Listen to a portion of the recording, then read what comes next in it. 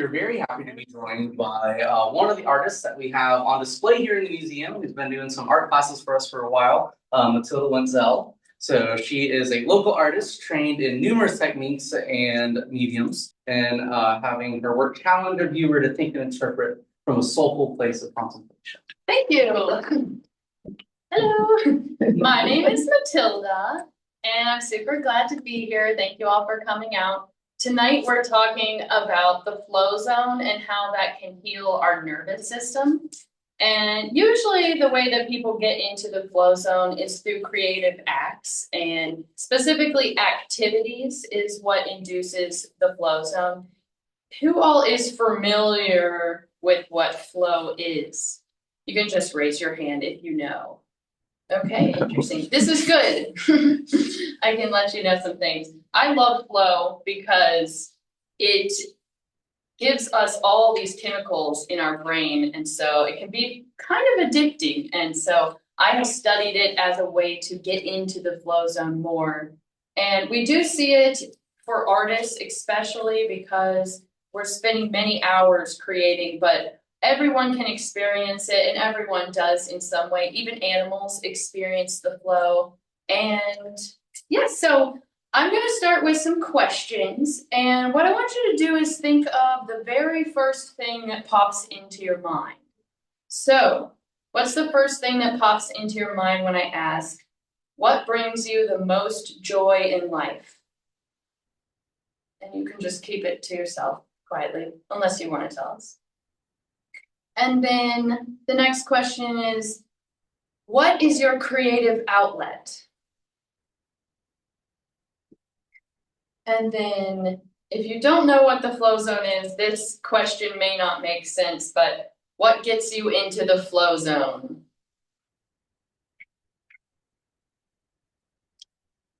And the next question I want to ask you is, what do you want to get out of this speech? So you can just think about that for yourself, because that will actually give your brain some focus. And so you'll be able to get out of it what you kind of intend. What I would like you all to get out of this speech is an inspiration to practice getting into the flow and be able to heal from it. So, flow is about accessing your full potential. You have access to so much more when you're in the flow zone than you do regular everyday life. So it's really about being your best. Now, the textbook definition of flow is a mental state of complete focus and engagement, deep concentration, where challenge meets skill, where you have immediate feedback with clear goals. So the reason I ask you those questions is because flow zone has a lot to do with rest. It's very rejuvenating. It's really like the self-care that you go about doing. So even if you're practicing flow in one area of your life, that enjoyment that you get from it can carry over into other parts of your life. And when you're sleeping at night, that is when your brain starts integrating the flow that you had during that day. So the word flow is basically like a river flowing along in the mountains, and the river doesn't mind that there's a rock in the middle of the way. It just flows around it. So you can imagine that if you're in a focused activity, that if some kind of problem comes up and you're in this specific brain state, it's no biggie. You just keep on going. And it's easy to problem solve and make decisions when you're in this state of consciousness. And because flow follows focus, distractions are going to take you out of that space. But also, if you're in that space, you're less likely to get distracted. So William James says, the great thing then in all education is to make our nervous system our ally instead of our enemy. So the key elements of flow is that the self diminishes. So that's your idea of who you are. And that's because we don't have access to the prefrontal cortex when we're in flow, and that's where our logical brain is, and our self-awareness essentially is there. And again, flow is a present moment experience. That's what focus is. You're focusing on what is at hand.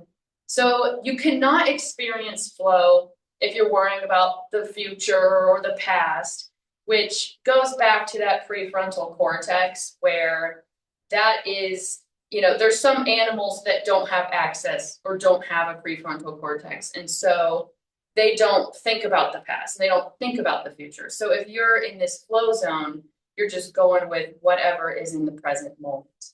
And then lastly, flow is an activity that is rewarding in and of itself. You're not trying to get an outcome. You're just enjoying that experience. The other interesting thing is that flow is consistent among all human beings, and like I said, also animals. And that's very rare in psychology. Flow is the only time that your brain releases 5 happy chemicals at once, which is amazing. It's the only time. And those chemicals are, if I can pronounce them, norepinephrine, dopamine, serotonin, anandamide, and endorphins. So all 5 of these are feel-good, happy chemicals, and they are also performance-enhancing. Dopamine and norepinephrine are responsible for a heightened sense of awareness, and you can see and feel more and process, but not only being able to see more, you're being able to do it with less effort. And that's one reason that your brain loves flow, because your brain is always trying to conserve energy. So if this speech were boring to you, then you'd be sitting there, wandering or like trying so hard to focus. But if you're curious, that is the number one. I really think that the number one piece of who we are deep inside is curiosity. And so that is a very flow-inducing experience, to be curious about something. Endorphins are painkillers and pleasure producers. So like recently I hurt my finger and I couldn't feel anything. And that was the endorphins kicking in. Endorphins mediate how we process stress in our life. So it's like someone who exercises and goes for a run and they get those endorphins going, then the rest of their day or the rest of their week, they just feel so much better. And that's why flow is so healing.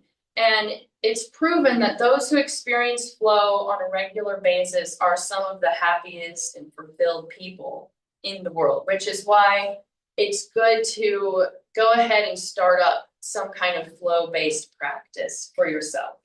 And I'm sure you already have one in a sense. So scientifically, norepinephrine is about focus. Dopamine is about pattern recognition. Anandamide widens the database of pattern recognition. So you're connecting things. And endorphins help to modulate the stress levels and keep you calm. And serotonin is the happy pleasure chemical. So what I found really interesting about flow is that it mirrors our sleeping life. And if you know what REM sleep is, it just stands for rapid eye movement. And every night we go into these cycles. And REM sleep is the most important cycle that you can get into, but we actually only spend about 25% of our sleeping time in it. And we go through about 6 to 7 every night. So you're going into these cycles, and in the morning, it's easier to get into them, and you're getting into them more rapidly.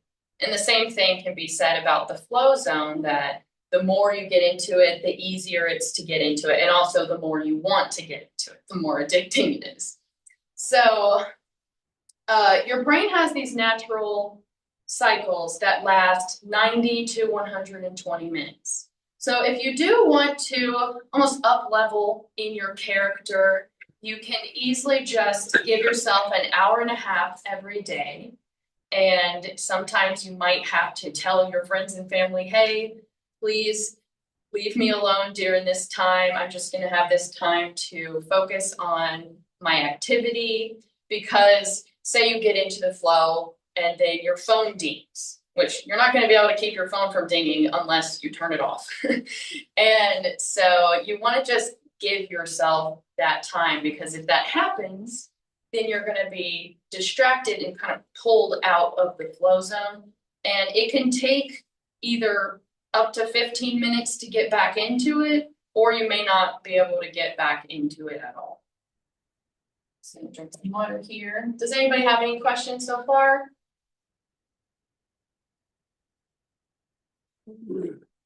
Yeah. We, as primates, we are social animals. And everything I've heard from you so far sounds highly individualistic, highly, I don't see the social dimension yet. Is it possible for a group to get in the flow zone? Yes, absolutely. I haven't studied that too much because I am kind of more self-absorbed, but it is proven that you can get they study it a lot in business. So you'll have a business meeting, and so collaboration, and then just people, it's more of a non-judgmental space. So when we talk about the prefrontal cortex, that's the place where the inner critic comes out, and we're worried about what people might think about us, and it can literally just take you right out of it. So if you have an open space where there's no judgment, and again, everyone's curious or everyone's excited and passionate about it, you can definitely get into a group flow. And I would like to integrate that in my life more. That would be awesome. So thanks for that question. Alrighty, so when we're talking about sleep, you want to make sure you have good sleep hygiene, because if you want to have a consistent flow practice in your life and you're not getting good sleep, you're not going to get there. It's interesting that there's something called divergent thinking, and that is when your brain forms new connections, and that's going to happen in REM sleep. Divergent thinking is when your mind goes very different directions, which happens in flow a lot. So the brain waves that you're in when you're in flow are theta and alpha, and sometimes you get up into gamma.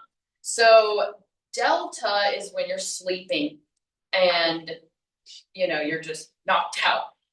Theta is when you're in a light sleep. So it's really interesting that the flow zone has those same brain waves.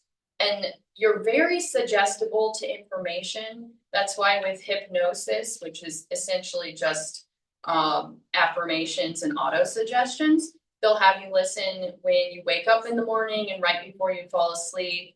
Or with my art, I've had images flash into my mind right before I fall asleep, or whole poems come to me. I love when that happens. So when you're in this altered state where literally your brain waves are different, you're able to learn so much more easily than if you are, forcing yourself to concentrate, because then you're in a totally different brainwave. And then the only other brainwave I didn't mention is beta, and that is just like for problem solving. And flow can also be problem solving as well. And then that's why I had the binaural beats going, but I am not going to turn them back on because my speaker will go and be like Bluetooth connected.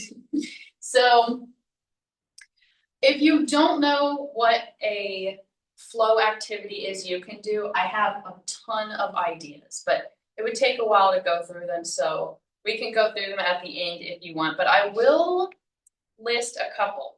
So when you're trying to think of what could I do every day, you want to start to think of Where do you find joy? Because that's going to naturally show you, oh, I'm already getting some flow in that area. And you also want to think about self-care. How do you take care of yourself? How do you, just doing all the things. So some activities, the most well-known is walking.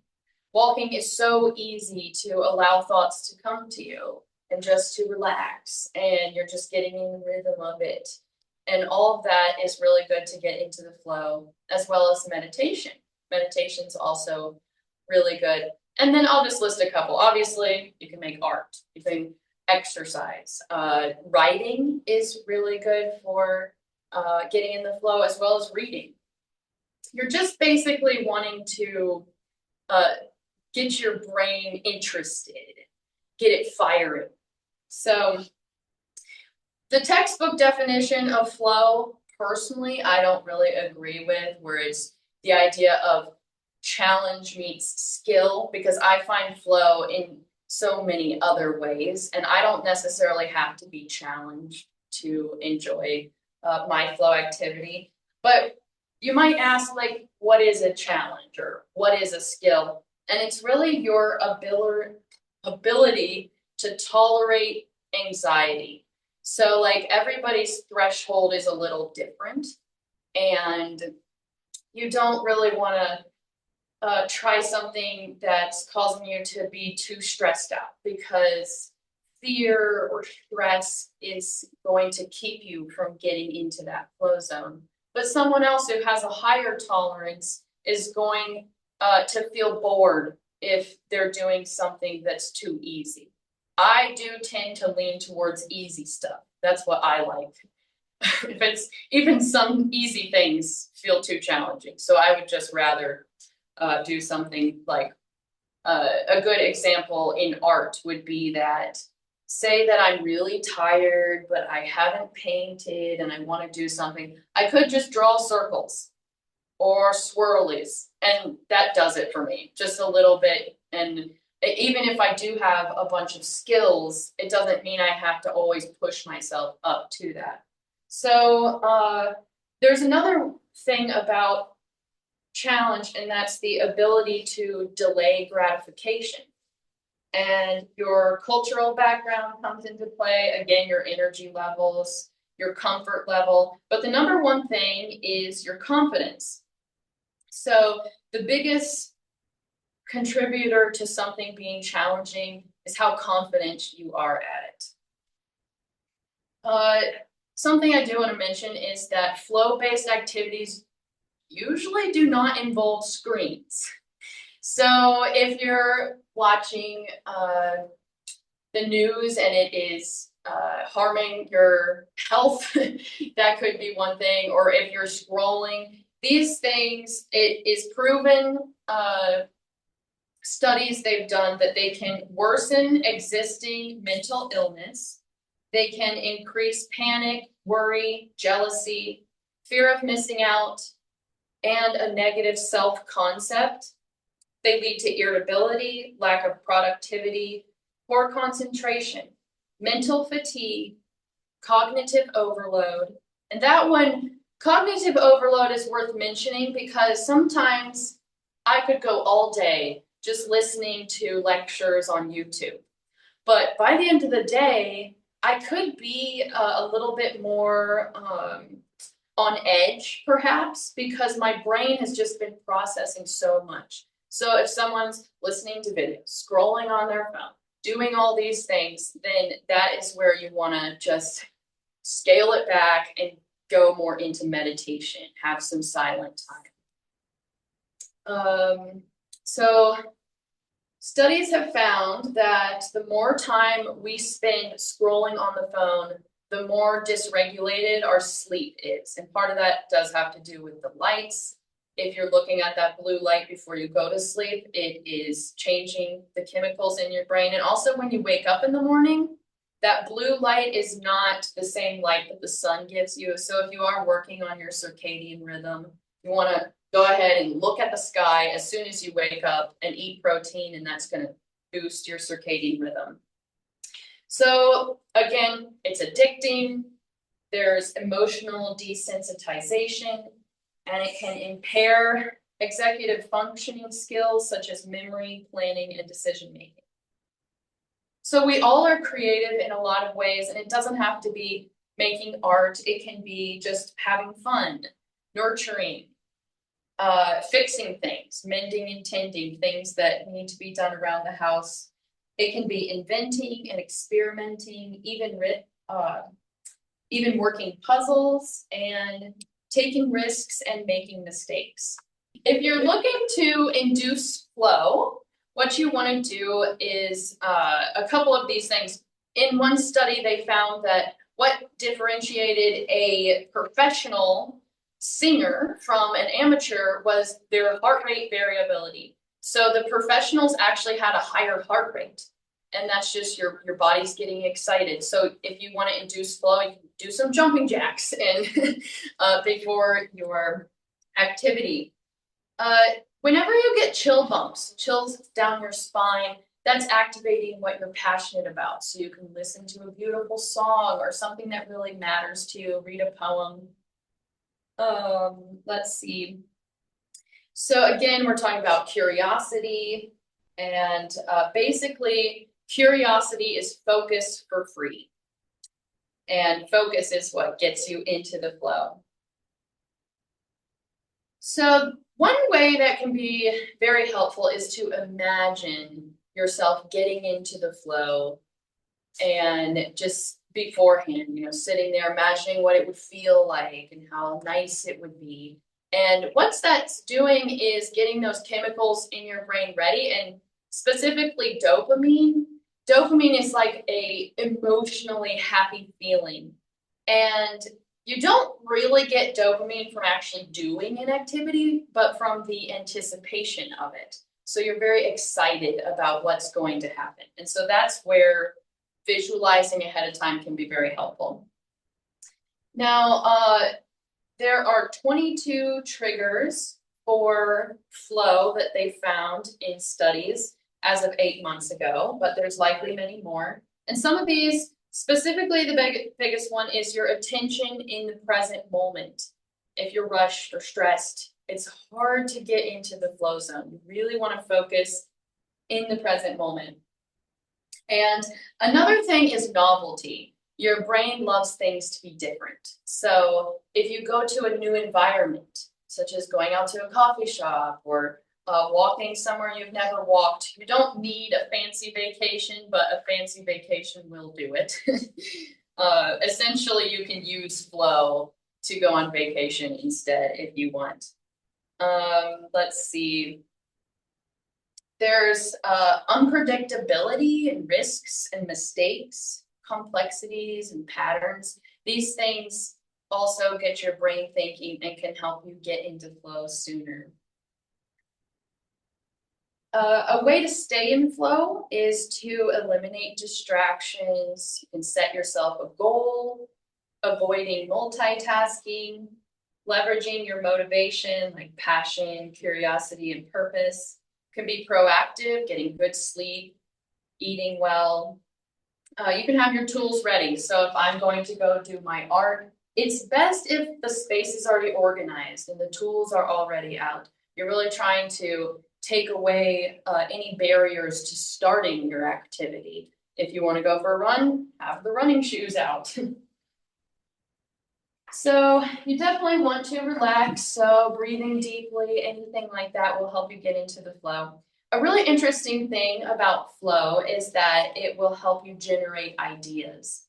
A lot of times when I go to make artwork, I don't know what to paint. It's like a kid asks you, what should I draw? What should I draw?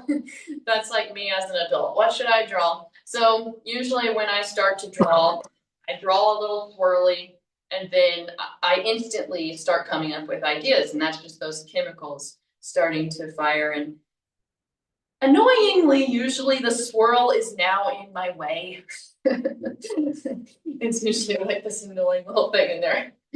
Alrighty, so if you're feeling stuck or stagnant, you just want to go ahead and start. Half the problem is starting, as everyone always says. So we get a bunch of ideas and sometimes forget them. So if you don't want to forget those ideas before you start your activity, have a paper and pen so that you can write them. Because if you get an idea, you have to get up and go get it, then you might break that flow. And I love writing down my ideas. So again, flow will lead to divergent thinking.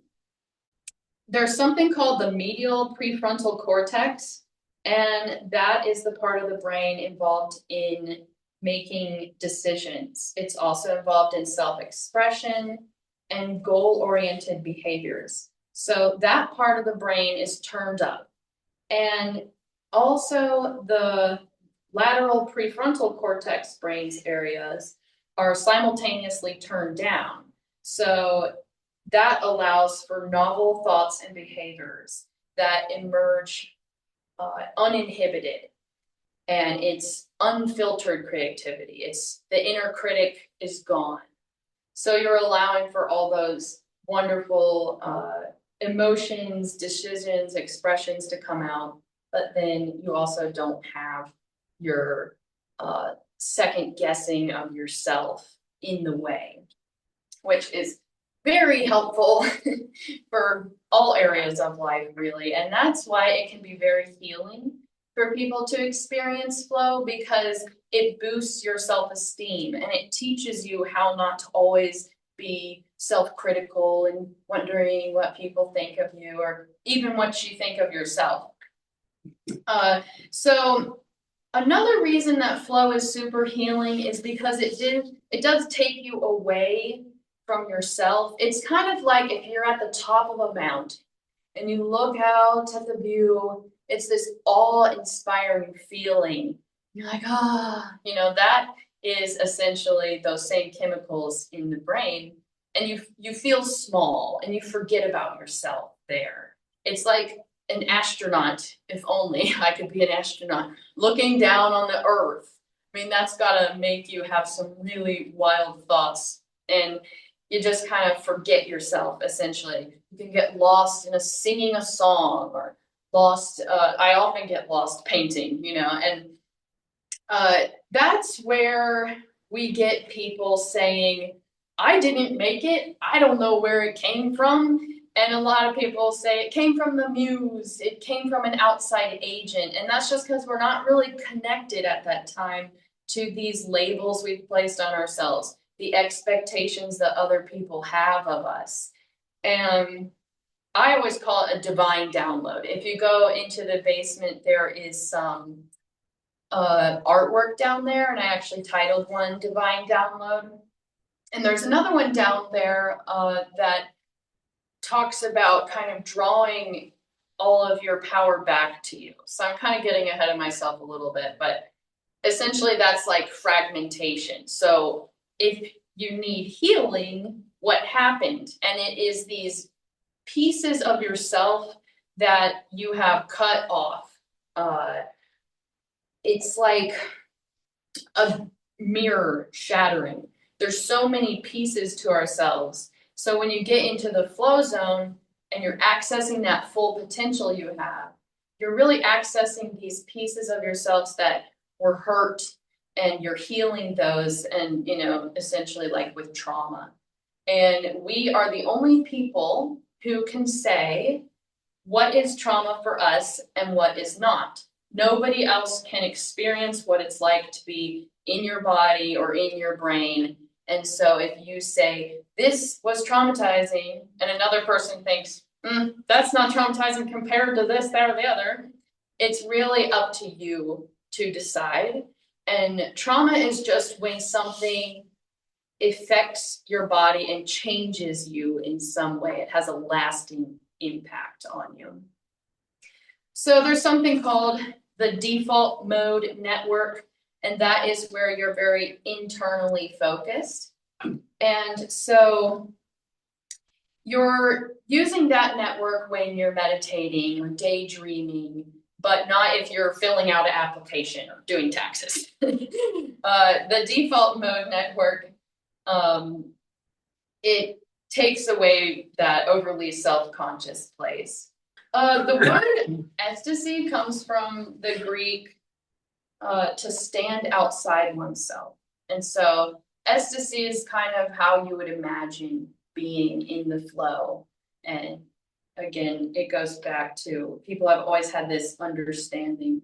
And actually, creativity comes from the Latin word divine. So that kind of goes back to that like divine download. And that was this older way of thinking that nothing can be created. It's just taking all the elements that are already there and remixing them, kind of thing. So creativity is therapeutic and relaxing. It's a release and a relief. So the ability to express yourself takes what is inside your heart, inside your brain, and puts it out for either just yourself to see or everyone, but no one's going to understand it like you. So when people use art therapeutically, the artist may again just draw circles, and in their mind, these circles mean peace, or they mean stress or sadness or something. And someone viewing that may not know, but the artist themselves knows. And so it's a metaphorical picture for the creator to understand themselves. And the best thing about it is that it doesn't use words. So it can be challenging if you've had something happen to you that's traumatic to talk about it or put it into words. And it can be easier, especially easier if you create about it. Some people actually don't remember the traumatizing things that happened to them. So then how are they going to talk about it? But just expressing with color, and it helps the emotions. Because even if you don't remember what happened to you, you can still be triggered by something, which is why it's like, why am I getting angry about this? Why am I so upset about this? Sometimes you don't understand, but there could be something hidden going on under the surface. And a lot of times art is great because it challenges us to face those things. And it challenges us to really look at all those little pieces of the scattered self and be able to draw them back together and make sense of them and make sense of ourselves. So another way that art can be very healing is that it gives you a sense of control. If something traumatizing were to happen to you, usually you're not going to ever be able to be in control of that situation. But even if it's something small, like running late, it's like maybe you could have been proactive and that's where your control was. But if you're already in the situation, there's nothing you can do. You have to just accept it, be in the present moment. So art is great because you get to control this environment you're creating, what colors you're choosing, what shapes you're choosing. Even cleaning up a mess teaches yourself that you have control over your life and your ability to handle messes.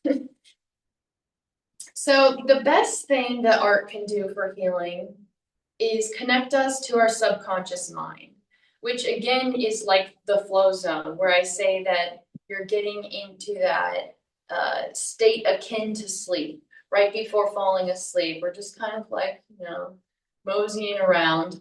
And that is really where you're suggestible and where your subconscious mind, you have some access to it there. So that's why, again, people use hypnosis. And that is the stories that you tell yourself. And this is something that significantly changed my life. And it happened when I did take some hypnosis therapy and I was taught about it. And it's interesting when we talk about the self and your idea of yourself. It's like, I'm this way, I'm this kind of person, I do this happens to me, I go here, I fall in this category.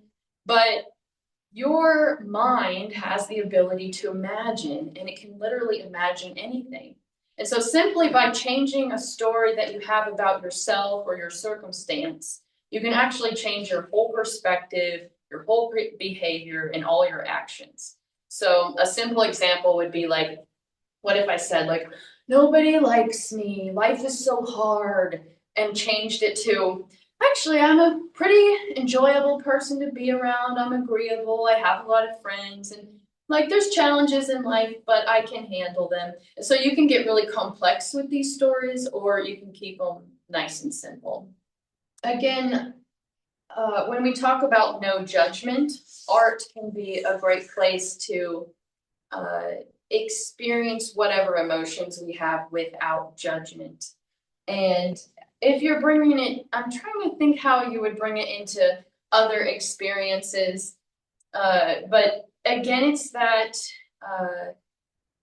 what you are doing is self-motivating and self-fulfilling. So like running, you don't have to judge yourself by how fast you run. You're just judging yourself by the fact that you're out there and enjoying yourself. And so again, if you bring in that self-judgment, you really are taking yourself out of not just the flow zone, but the ability to heal and access those greater parts of yourself. So if you've ever heard of the word holistic, it just means whole. You want to involve all pieces of yourself when healing. Just going to talk therapy, we know, is not enough to help someone. Oftentimes it does involve creativity. And when you're dancing, you're using both sides of your body. And that is accessing both sides of the brain, and as a lot of things do. So really what you want to do is involve as many different pieces in your healing journey as you can. And so using creativity also really helps with that. Now, let's see here. When we're talking about fragmentation, if something traumatizing happens to you, it affects areas of your brain like language. So yes, being able to express yourself without language can be very healing, but it also it affects all your senses. You would never think of this. This painting actually has these little symbols inside this person's body are supposed to be memories, and some are happy and some are traumatic. And so I'm not exactly sure that we carry a little piece of trauma in this exact skin spot, but it's just the symbol that the things we experience actually are integrated into our whole body by our nervous system. And so your senses are affected, like your ability to respond to space, gravity, balance, and posture. And also just various obvious things like not recognizing when you're hungry, or not recognizing when your breathing is irregular. So let's see here. Like I said about having that sense of control, it's about being independent and having that agency where you didn't have control before in other situations in your life. So you're really rebuilding the identity of who you are in yourself, which is one of the other biggest catalysts to my own healing, was recognizing that my identity was very important and how I thought about myself and who I thought I was. It's very important for healing. With flow, you're thinking about using healthier coping mechanisms because, like I said, you're using all those brain neurochemicals, and those are the same chemicals you can get from substance abuse and other things. So you're trying to think of what is a healthier way to heal and to get those good feeling chemicals. And it's amazing that our brain can do that. Really amazing. Let's see. When you are going about healing, it can seem very scary because what's normal for you could actually be dangerous. What's normal for you may actually be stressful, but the body loves familiarity, and it also is very addictive or addicting. It gets addicted to the chemicals in our brain. So our brain will get addicted to stress chemicals. And so if you're working to do something different in your life, you're starting to get some kickback from your body and your brain, and things don't feel comfortable. That's called cognitive dissonance. So the great thing about flow is that you feel more comfortable in risk taking, such as if I'm making a painting and it looks so pretty and I'm just in the flow and I decide to do this giant black bold line all the way across it. It's like, I didn't even have to think about that. And then sometimes it'll take me out of the flow. Or like, why did I do that? Or other times I just roll with it. And if it does take me out of the flow, eventually when I get back into it and I start continuing to create, it's like, oh, now I see. But you take a painting that was really beautiful and amazing to something that's like, whoa, out there, like, where'd that come from? That wasn't from me. Genius even. And that's how you're accessing your true potential, is that you're willing to make mistakes. You're willing to take risks. And let's see here. And again, you're willing to change, which is really important with mental health, being willing to show up differently or accept change in your life. Many mental health disorders such as anxiety, depression, and PTSD often involve overactive self-monitoring, negative thought loops, and emotional dysregulation. And flow states counteract that. So that's why we're talking about this emotional dysregulation throughout your whole body. If someone's anxious, it's like, you know, they're tense, and sometimes you'll see them shaking and stuff. So using flow to calm down your nervous system on a regular basis, then it teaches your body and your brain what that feels like, and you can become familiar with it, and it's easier to access throughout your whole life. Whereas if someone's never experienced feeling safe and comfortable because something might have happened to them that put them in a state of fight or flight, then the calm feeling is, again, really risky and scary for them. Because if someone is in this fight or flight mode that they've been in perhaps since childhood, and someone's like, calm down, be safe. As soon as they calm down and be safe, they have all these thoughts coming to them like, but someone could be out to get me. And what about this and that? So you're really teaching yourself what safety feels like, and yeah, just being willing to go there. A fun fact about the flow zone is that it's actually still being studied. It's not like 100% facts, I suppose, but when you're in the flow zone, your frown muscles are paralyzed essentially, and your smile muscles are overactive, which is why if you watch a video of a famous musician called Billy Strings, their lips are doing all these weird things. Or like I recently took a video of myself making pottery on the wheel, and it was funny watching myself. I was like, what kind of facial expressions is she making? So I thought that was a really interesting thing. Furthermore, with your fight and flight or your rest and digest in your nervous system, what's interesting about flow is that both are activated. You both have this heightened sense of arousal and ability to focus, but you also are experiencing a calm space. So it's really a space of synergy, essentially.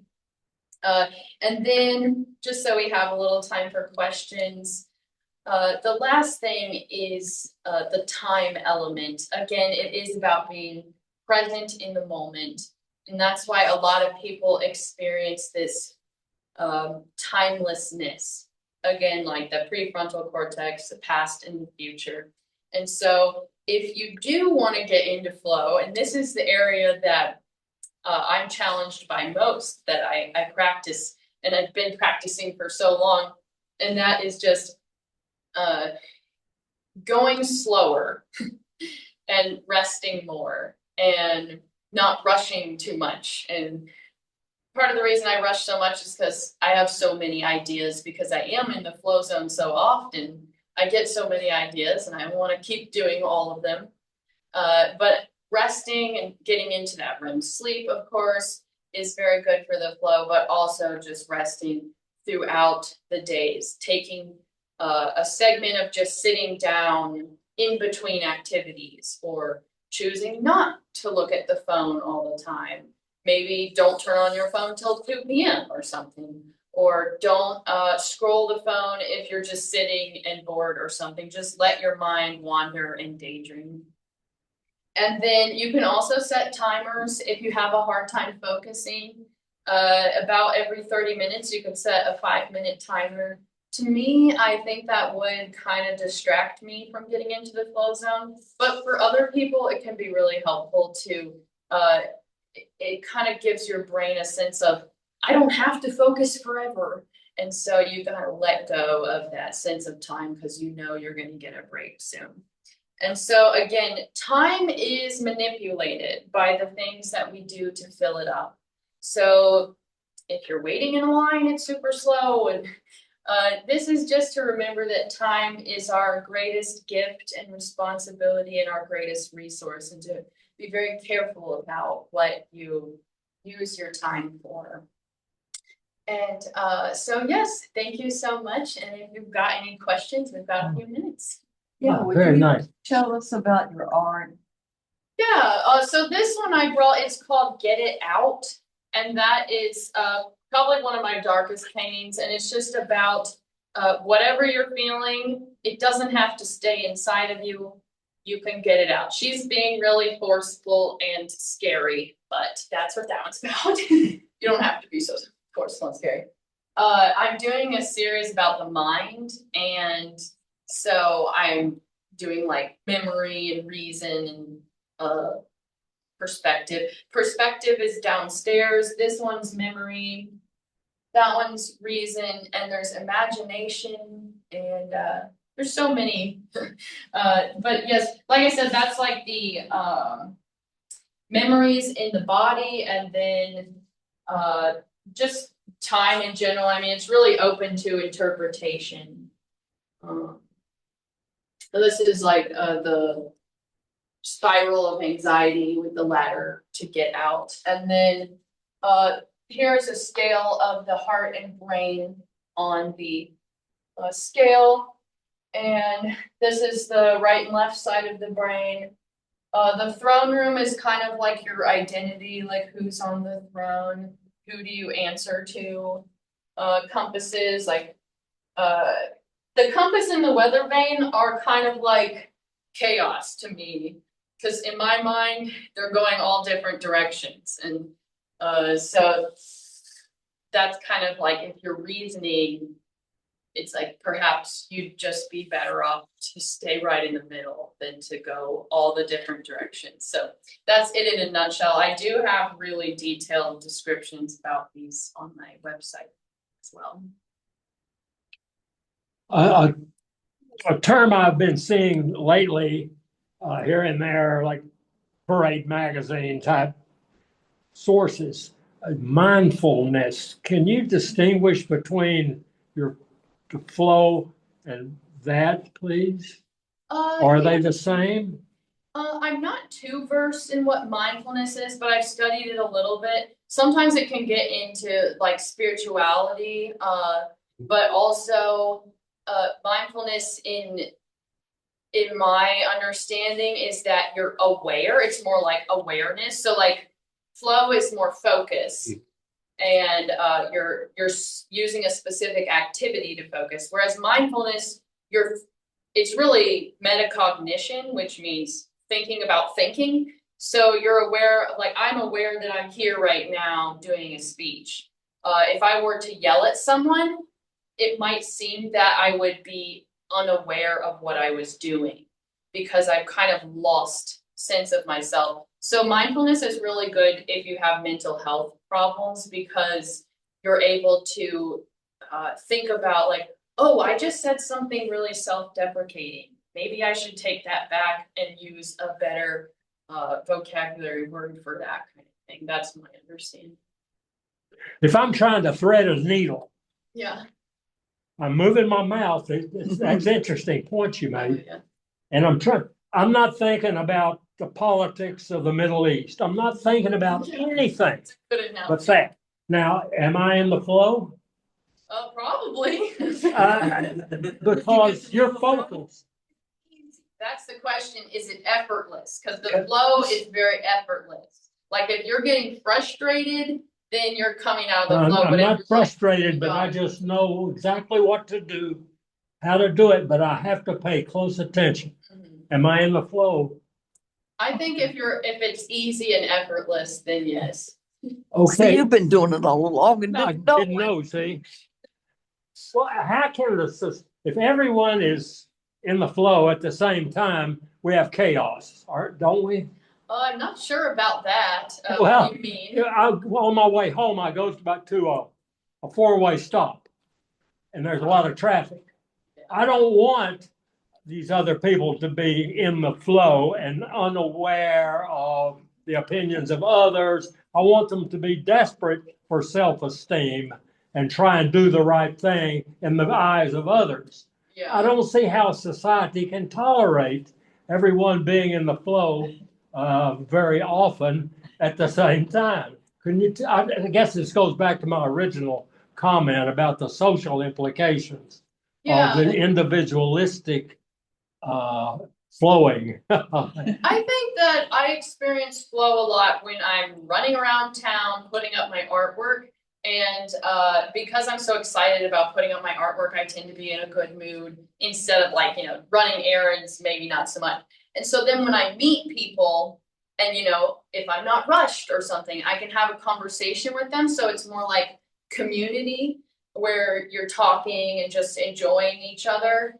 Whereas if I'm in a rush or doing something I don't want to do, I probably would have to, it wouldn't be effortless. It would cause me to have to use a lot of effort to talk to someone or, rush off to the next thing. But yeah, I know driving can be a very flow inducing activity for people because their body just knows what to do because they've done it for so long. But I have not had good experiences at four-way stops, especially in this town. So I can't really speak to that so much. But I wouldn't say that people, if everyone's in flow, that they wouldn't be aware of other people. That's bad. Yeah. And that's why flow has a lot, it's very linked to activities. Very what? It's linked to activities. Yes. More than just like constant. I think you can be in like a almost flow constantly if you want to be. But when we're talking about the kind of flow that just time escapes, Right. Everything's a different state and you get in those brain waves. I think it's more I like got it. specifically Yep. time states. I think when you get older, like I'm living in the moment. Yeah, are you in the flow now? Are you in the moment? I don't know, because I don't know what it was till now, but like I don't worry as much now that I'm older than I did when I was in school and had to worry about, band practices Yeah. coming up and all that. Now I have time to just float around. And I have learned one thing. The most important thing that we have is time. Time. And it's the one thing that you use it or you lose it and can never get it back. Well, and you've also built yourself. Your sense of self is already in place. Exactly. And you don't care what other people think. Too late for that. Yes. Okay. And so you don't have to be too concerned about these inhibitions that may have held you back in the past. And there's two types of people, like I think about my friends. I love them all. But there's one type of person that is always worried about, I've got to do more for other people, or I've got to get the Sunday school class lesson done or all that. And I'm just kind of floating along. And if I get it done, okay. But it doesn't bother me if I don't. Yeah. Yeah. There's two types of people when we get old. And some are still worrying about everything, and others are just having a good time. Mellow. I bet you the people having a good time practiced flow, and the people having a bad time just have the neuron pathways of everything's a bad time. Yeah, Yeah, but that's beautiful. I Yep. like that. but you don't know that until you're old. Unless someone teaches us, What? unless someone teaches us. Yeah, Yeah. yeah. Which you're telling us. You need to be talking to 18-year-olds. Yeah. Telling them. Yeah, this is a wonderful presentation. You could, Thank you. and I wonder what sort of audience you would find at a place like a nursing home, where your geriatric audience might have a different reaction than, 12th graders. Yeah, it would be cool to hear. And of course you could edit it for the young ones. That would be really fun. I like working with kids. That would be more interactive. They'd be all about it. Are there other cultures where being in this state of mind, we'll say, is more recognized as a goal, as a commonality, as a desirable activity? I haven't studied other cultures so much, but there is something called Wu Wei, and that comes from like Taoist philosophy, and I'm not even sure where Taoism comes from. The Eastern religions, it seems to me, what little I know, is a very this sort of thing is practiced rather commonly. Yeah, most likely. Mm-hmm. Yeah.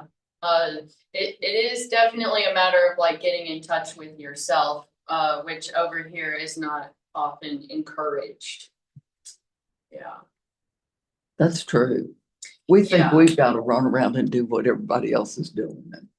Which is also good. Yeah, But, but it might not be your thing, and you might not ever find out what your thing is. Mhm.